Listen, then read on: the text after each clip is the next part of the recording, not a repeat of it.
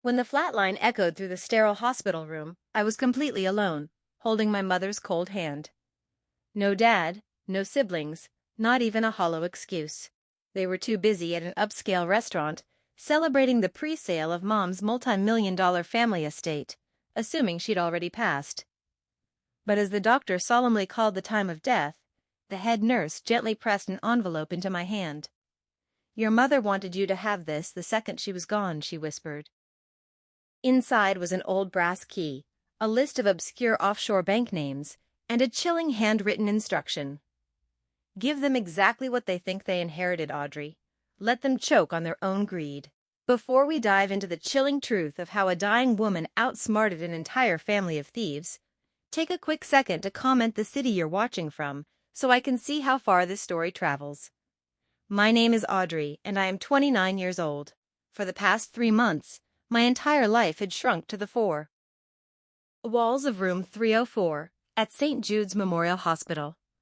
As a freelance graphic designer, I could work from anywhere, so I chose to set up my makeshift office right beside my mother's bedside, watching the slow, agonizing decline of the only person who truly loved me. But while I adjusted monitors and held her frail hand, the rest of my family was completely absent.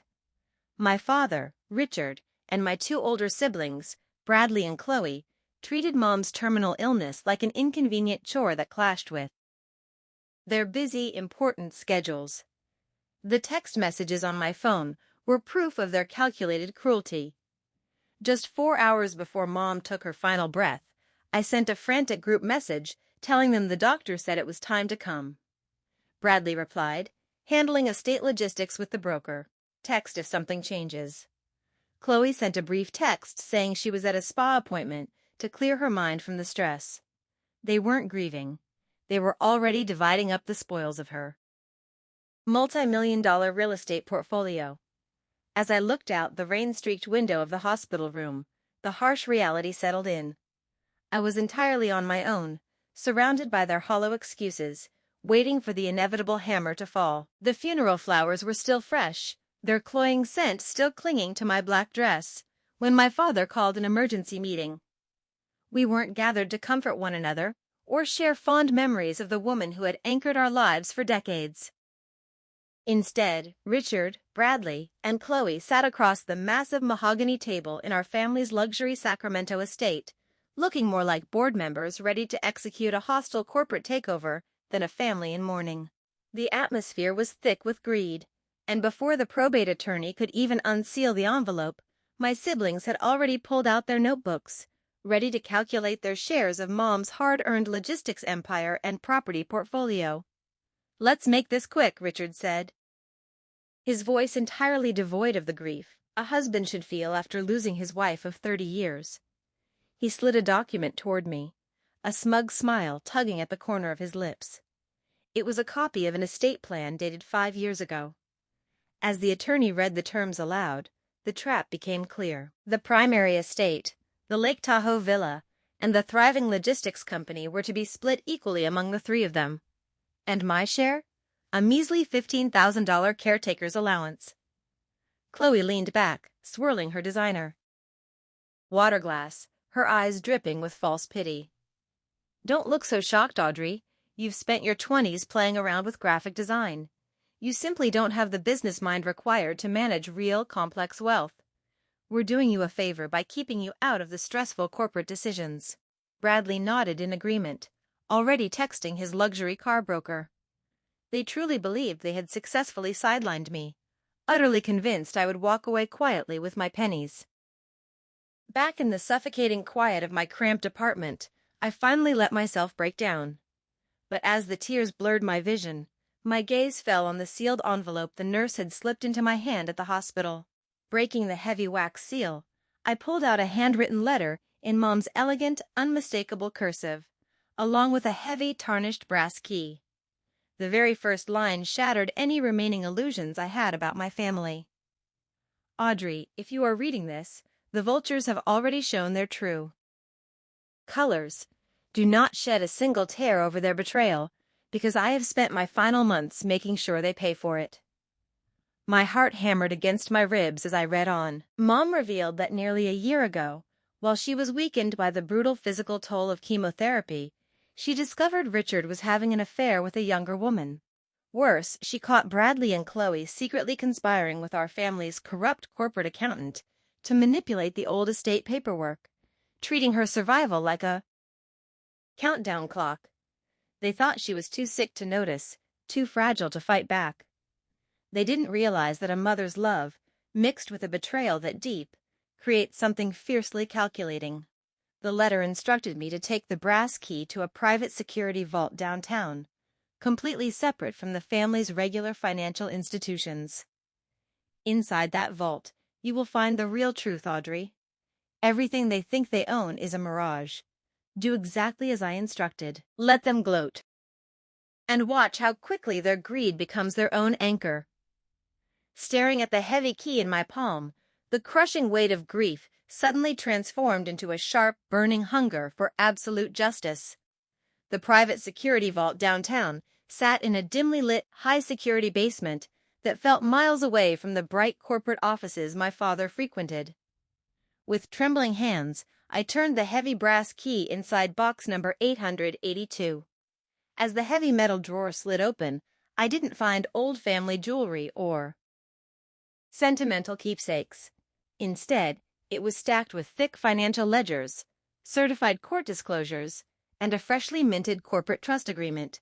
My mother had spent her final 6 months quietly executing a masterful, invisible counterattack, while my family was busy picking out luxury cars and vacation packages.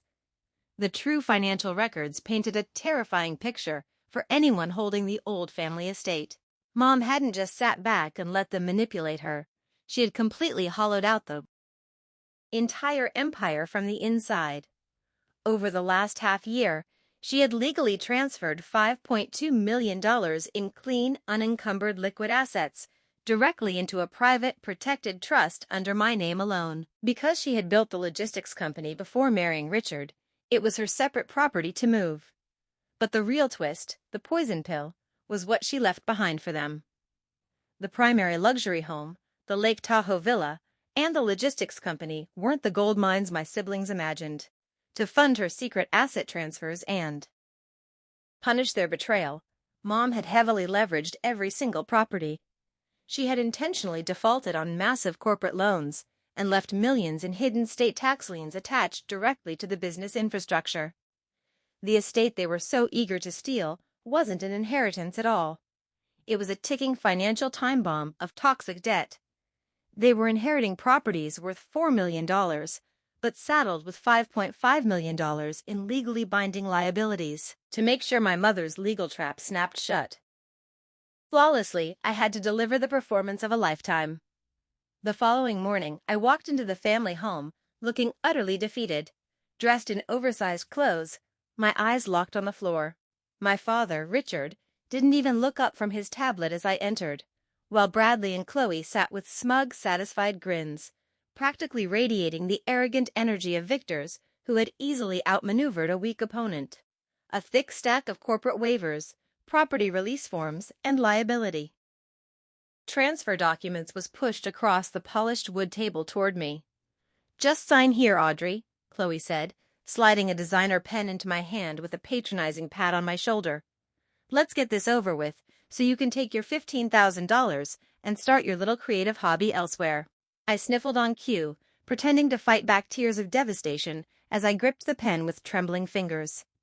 I signed every single document, formally waiving any right to contest the old 5-year-old will and handing over full operational control of the logistics business to them. My siblings instantly burst into laughter, exchanging triumphant high fives, openly mocking how easily they had sidelined me. They truly believed they had stripped me of my birthright. They had absolutely no idea that by eagerly signing those exact papers to claim their prize, they were legally binding themselves to millions in toxic debt. The trap was officially sprung. The atmosphere inside the probate attorney's office was celebratory. Richard had brought a bottle of expensive champagne, and Chloe was already showing Bradley photos of the luxury penthouse she planned to buy once the estate sale closed. They had brought in an outside buyer, ready to liquidate the logistics company and the properties that very afternoon. But the second the clock struck 2, the heavy oak doors opened, and James Mitchell walked in, flanked by the court-appointed forensic auditor and 2 armed legal couriers. The smiles vanished from my family's faces in an instant. "What is the meaning of this interruption?" Richard demanded, slamming his hand on the table. "Audrey has already signed the waivers. This estate is closed." James Mitchell calmly sat beside me and unzipped his leather briefcase.